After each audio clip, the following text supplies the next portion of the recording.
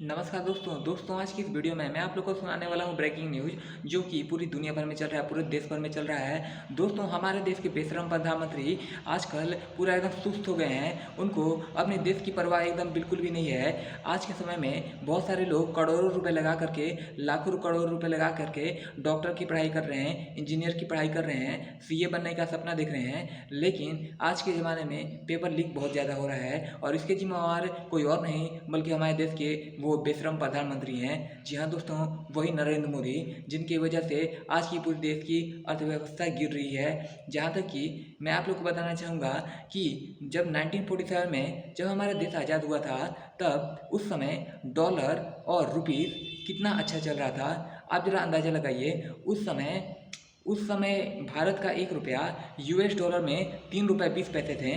लेकिन आज के समय में देखिए, यूएस डॉलर कहाँ से कहाँ पहुँच गया है और भारत का रुपया कहाँ है। दिख रहा है ना आप लोग को, ऐसी चार्ट दिख रहा है ना कि 95-96 रुपये चल गया है डॉलर। और मतलब वहाँ का 1 डॉलर, यहाँ का 95 रुपया। समझ में आ रहा है सभी को? तो ये देखिए, जब हमारा देश आज़ाद हुआ था तो उस समय की बात कर रहा हूँ दोस्तों। उस समय 1 डॉलर यानी 3 रुपये 20 पैसे थे और आज वही 1 डॉलर 97 रुपये चल गए हैं, 98 रुपये चल गए हैं। कहीं ये 100 डॉलर न ठेक जाए। जी हाँ बच्चों, और देखिए मैं आप लोग को बताना चाहता हूँ कि अभी 2022-23 की बात है। 2022-23 में यहाँ का भारत का जो रुपया था, पाकिस्तान की तुलना में मैं कर रहा हूँ, ठीक है। जो भारत का रुपया था, मतलब यहाँ का भारत का 1 रुपया पाकिस्तान में चल रहा था 3 रुपये 20 पैसे, ठीक है। और आज के समय में वही गिर गिर करके 2 रुपये 60 पैसे, 2 रुपये 70 पैसे हो गए हैं।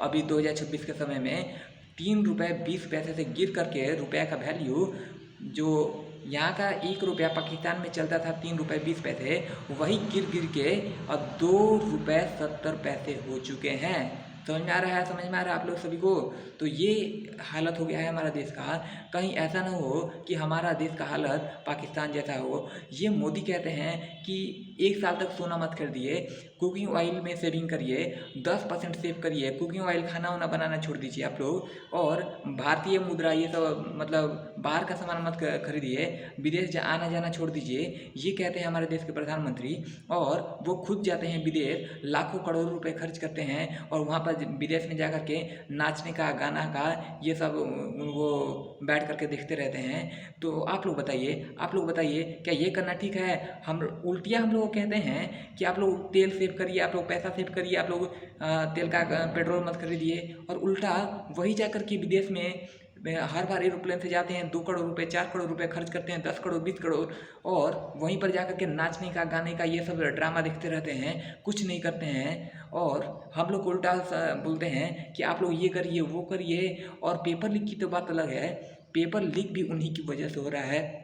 इसका जिम्मेदार हम लोग नहीं बल्कि सरकार है। आप लोगों को इसके लिए आवाज़ उठाना पड़ेगा। आप लोगों को इस मोदी सरकार को बदलना पड़ेगा। ये हाँ, निर्णय आपके ही हाथ में है। देखिए दोस्तों, मैं आप लोग को एक और बात बताना चाहता हूँ।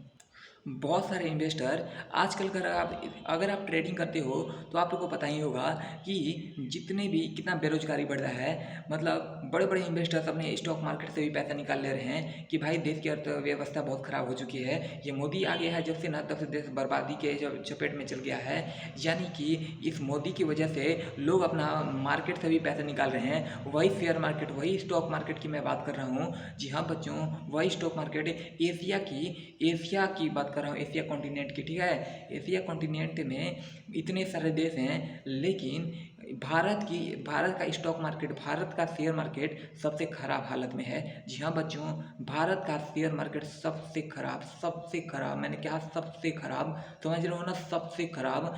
एशिया में कितने सारे देश हैं,